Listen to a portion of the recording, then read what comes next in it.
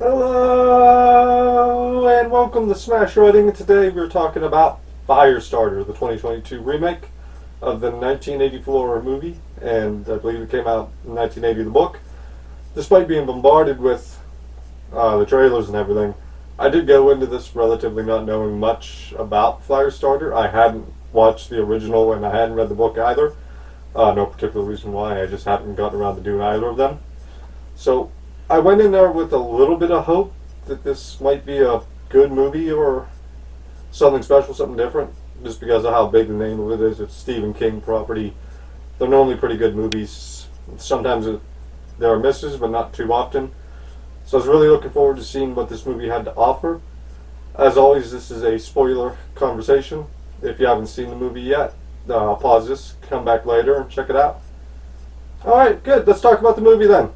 The movie opens up with Charlie, little girl Charlie, as a baby in a crib and everything, and she starts a fire, and the dad gets her out, and we go to the title sequence, the title opening sequences of the mom, Andy, and the dad, Vicky, I believe her name was. There are videos for their going in to be tested for this experiments, and each one of them on record admitting to having some kind of psychic phenomenon in their past. Like the dad had seen the crash that killed his parents a week beforehand and everything. We jump ahead about a decade. We see Charlie now roughly about 10 years old-ish. And she's starting to have a little bit of problems controlling her powers. They're starting to come out. And if you hear a sound in the back, that's the cat. Ignore the cat. They're just losing their mind. There's something outside. But anyway, back to the point of this. She's starting to lose control a little bit of her powers, especially when it comes to being inside school. They pick on her for not having stuff like Wi-Fi and the internet, and the bullying is starting to cause cracks. And she goes home and she doesn't want to be in school anymore. She tells her mom what's going on, and her mom's like, well, we can't get Wi-Fi. And she's starting to get worried, and she talks to Andy that night, and they get into back and forth because Andy uses his powers, but it's starting to cause him problems, and the mom doesn't use her powers at all. And the mom wants Charlie to start training, and you're learning about her powers, while the dad just wants her to shove it inside because of what's going on with him. He doesn't want her tapping into hers. That all falls apart the next day when Charlie loses it in school, and she explodes a bathroom stall, which not only gets the police investigating, but it sends a signal up to the corporation that's behind this experimentation thing. It's called DIS, and they call in a guy called Rainbird to go and get her, and that's where I'll leave the story for right now. This was okay at best. At times it was okay, and the problem with that is it just being okay. I just started hanging on to all of the problems I was seeing.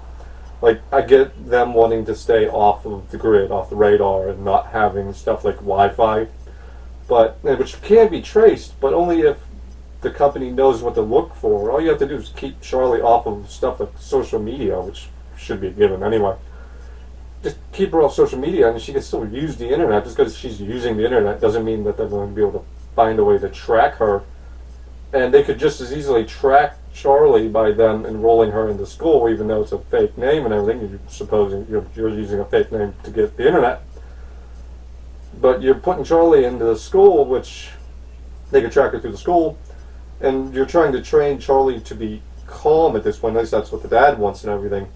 Be calm, be collected in a place that can act as stressors for kids, public schools, especially nowadays. And they even know it's a stressor for her because she's telling them openly that she's starting to fall, to have issues. And they just keep sending her to school because they want her to live a normal life. Well, you still have a normal life and keep her home. Have her go to the park, have her interact with kids outside and stuff like that, and she still experiences a normal life. And there's one less paper trail back. And then you get... I don't want to rag on the dad character too much. There was just so much wrong with the dad character I didn't like. Like, him not wanting... Like, she can still keep it down and bury it while still learning to control it, because this is something that, you know, she should know how to control. That just seems like a common sense thing to me. But moving on from that for the time being, this positive for this, they definitely was the CGI and the fire effects they had. They all looked really nice. They all, the sparks of the fire, the people around her, and then the scene where her arms are on fire. That all looked really cool. All looked really great.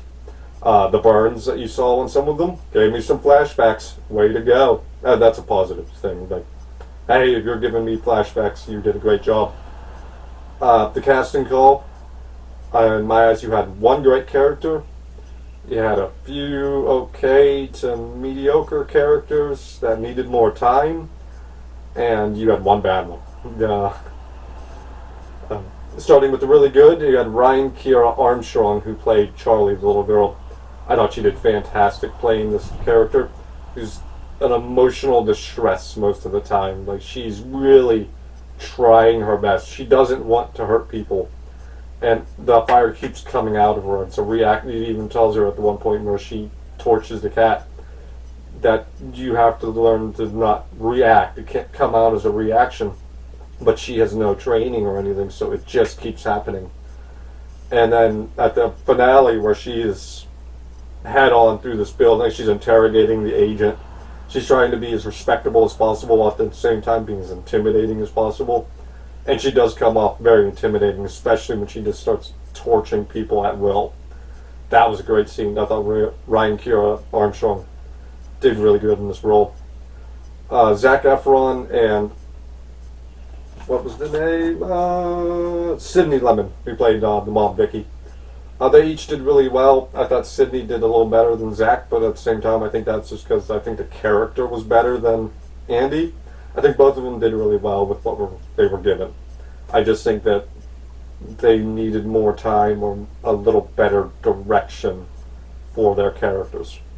Then you get to Michael Grayus, who played Rainbird. Sorry if I butchered your name.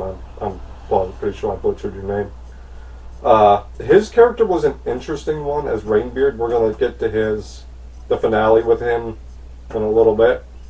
I think his character was the one that desperately needed more time, because they kind of just tell you what's going on with him. They don't show you, and they needed to show more of this character going through the arc that he goes through in this movie. From working with the corporation, he has powers of his own because he was tested on his own. We'll get to that too in a minute. And he needed more time for what we'll get into. And then the one who did the worst was Gloria Rubin's character. She plays the head villain in this. She's the leader of the company who's trying to bring in Charlie. She's playing a character who's working for the greater good. She believes that Charlie can do great things. It's bad things, but for the greater good. And they want Charlie to come in so they can train her and use her as an agent kind of deal. But at the same time, she is wide-eyed and smiling and just looking absolutely like a villain. When this person in their heart isn't a villain, they're the good guy. But the entire time she's talking and she's monologuing and she's dealing with Charlie at the end, she just screams, "I am the villain." And it should have been a little bit more gray here, because she's not coming from a point of she's the villain. She is the good person. She's the hero of this story. But her acting performance in here just is that I am a monster. All right, the finale and one part about this. I'll talk about the finale in a second. I want to point out something about this psychic thing. The parents each had their own powers. The dad had something. The dad had hypnosis. He can hypnotize people and get them to do things and see things. But they kept calling it pushing, and that was irritating. Like, that's a worse name. Just call it hypnotizing. That's better name. And then the mom, telekinetic, which you see right before her finale, or her death, is her throwing stuff at Rainbird. But the problem I have lies with, I don't have a problem with them being sick. I have an issue where I don't understand where that came from, because the company is claiming that they're the ones who gave them the powers, but when you see the beginning, it seemed like each of them had their powers before they got to the company. So I'm a little confused about that narrative. Like, is it, did the company give them the powers, or did they already have the powers when they showed up at the company? And was this like a grand plan to bait psychics in because he answered a clinical ad? It wasn't like he was baited in. He just saw a clinical ad and went in to make money. So I'm a little confused on that part. And I thought about going and reading it and like, oh, we'll find out more. But at the same time, it's like if I'm coming out of the movie confused, I shouldn't have to do my homework later on. Just to clarify that. It should have been a little bit better explained here. The finale, though, has Andy hypnotize Charlie into using her powers on him and the evil captain. As the captain was holding on to the dad, and makes Charlie torch them both, and she torches her way out of the facility. And she's about to torch Rainbird, a character who had killed her mother 2 days prior, and she was just forced to torch her dad and the captain and all of these people. And it was one thing to have her forgive Rainbird, who's submitting himself to her to be killed. And it's another thing for her to willingly go with Rainbird. Like, if they had given Rainbird more time to grow as a character and to evolve as a character and change, because that was what they were going with here, was that Rainbird changed, but they didn't give him enough time to do that. So it's just like, I'm a good guy now, and it's, no, you've got to earn that a little bit more than what they did here. So the ending I wasn't expecting a happy ending.